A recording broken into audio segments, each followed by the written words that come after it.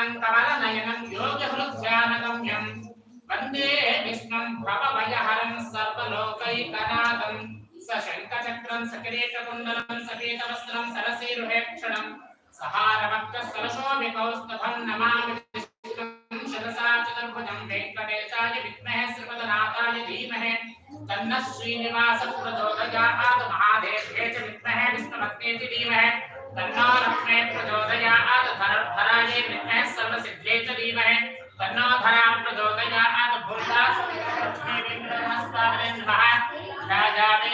ध्यान समर्पयामि रत्नसिंहासनं समर्पयामि कृष्णोर्णकं वीत्यानि प्रमोचन्यपार्थिवानि ममे रजांसयो अस्तवायुत्तरकं सदस्ता विचित्रमाणस्तेजोर्वायस्तयोः जन्मप्यां श्रीनिपदाचित्रमे विष्णुर्गोपदाभ्यः